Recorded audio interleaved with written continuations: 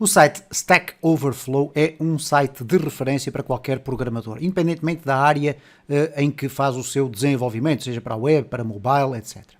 E todos os anos o Stack Overflow faz um site survey, basicamente faz um inquérito aos utilizadores da plataforma no sentido de obter uma imagem genérica e global sobre as tendências relacionadas com as tecnologias, com o mercado da área do desenvolvimento, etc.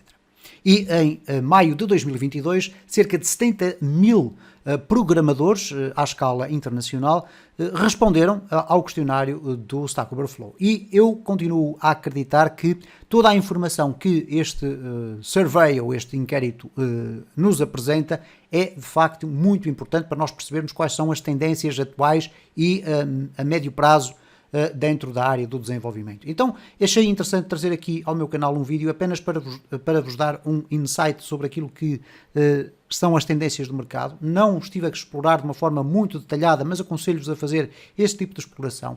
É muito fácil percorrer aqui os resultados, no entanto, os resultados são imensos, ok? Nós temos aqui o perfil das pessoas que responderam, ok? Quando vocês clicam aqui, vocês vão ver que na área da educação os 73 mil contributos que aconteceram com habilitações académicas que aqui estão identificadas. Vocês veem que temos aqui aquilo que é o equivalente a um licenciado, alguém com um curso superior, é a esmagadora maioria das pessoas que responderam a este inquérito. Portanto, estamos a falar de pessoas quer a nível profissional ou profissionais do desenvolvimento ou não, e depois tem aqui alguns com grau ainda mais superior, e depois tem alguns outros onde eu me encaixo por aqui, alguns que não têm uma licenciatura nesta área, mas têm um grau académico qualquer, ok?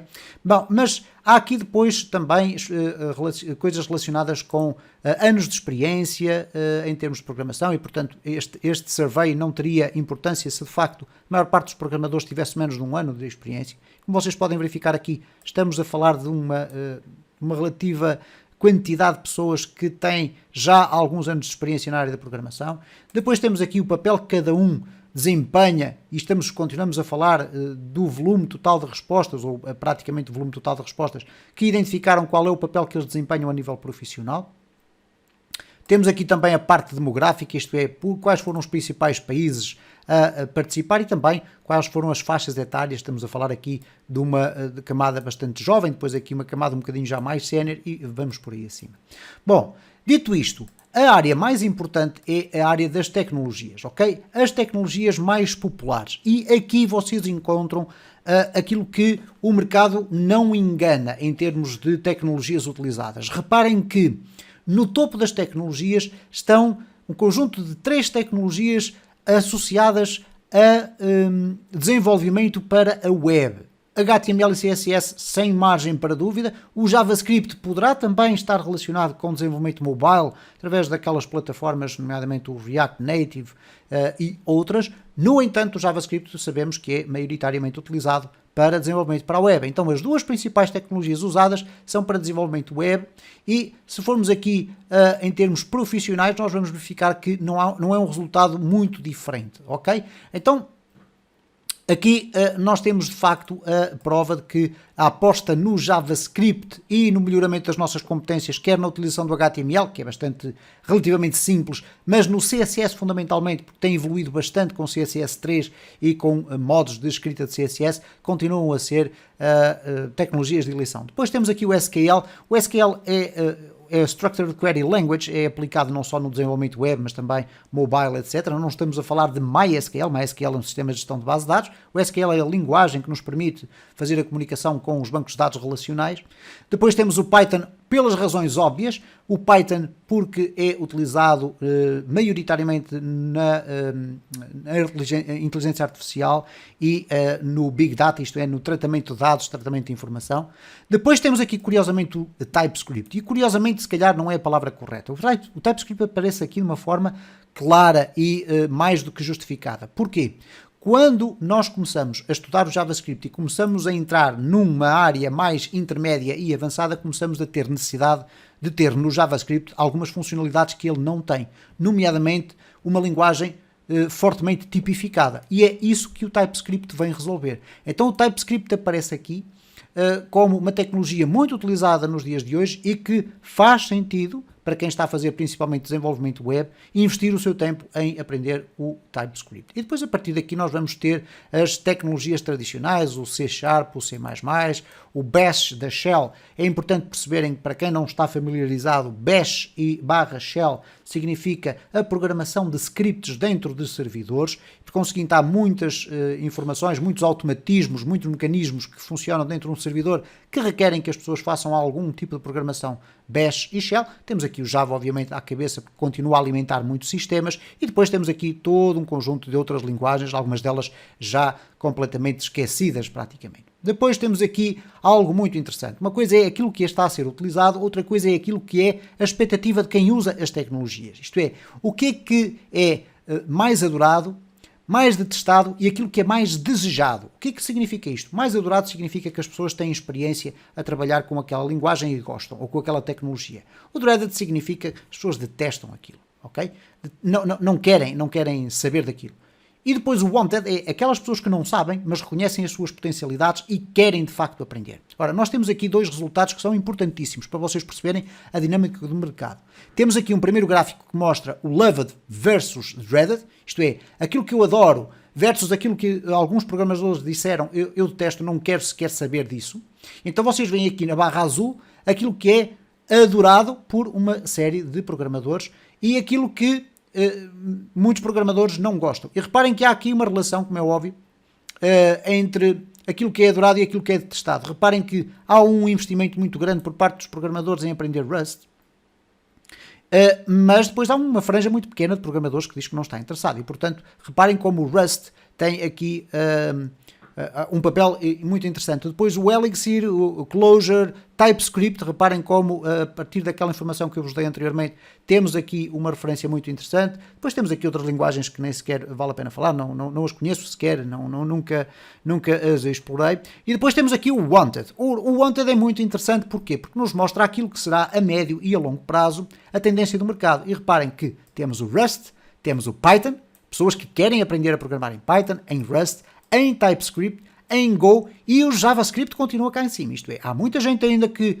não está familiarizada com os conceitos mais intermédios e avançados de JavaScript que quer investir o seu tempo a aprender o JavaScript. Depois, Kotlin tem a ver com desenvolvimento para Android, temos aqui o C++ que está relacionado com desenvolvimento mais underground e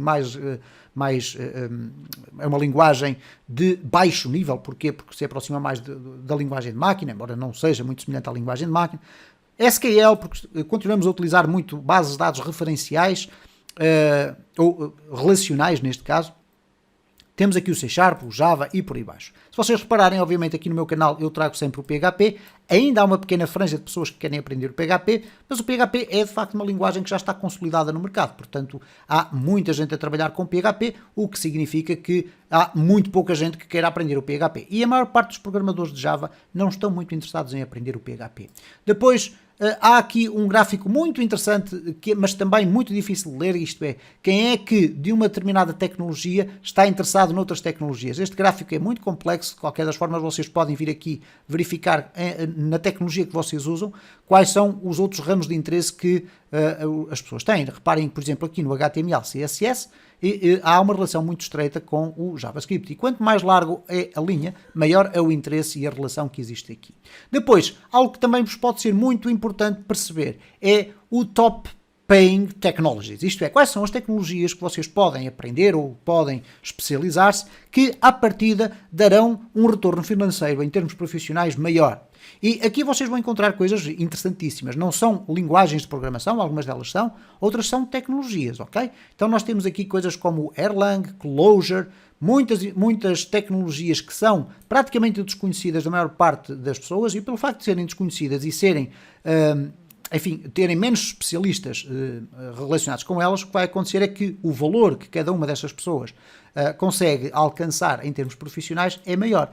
Se vocês forem verificar aqui, por exemplo, o PHP, eu não sei sequer se ele chega a aparecer por aqui, vamos aqui fazer um Ctrl Find PHP, e o PHP aparece aqui, mas aparece numa área diferente, ok? Aparece aqui no Most Popular Technologies, vamos verificar aqui ainda mais para baixo se aparece o PHP em termos de salário, e reparem como ele aparece cá no fundo, ok? Então, os programadores de PHP tendencialmente vão ganhar menos, porquê? Porque o mercado tem muita gente a programar em PHP. Mas depois vocês têm também aqui o JavaScript tem aqui um salário ligeiramente maior, salário anual, ok? É uma referência aos salários médios nos Estados Unidos, ok? E depois tem aqui, obviamente, algumas tecnologias que são as mais badaladas e onde vocês aqui vão verificar que de facto são tecnologias que eu raramente falo aqui no meu canal porque são muito específicas e por conseguinte também têm salários muito maiores.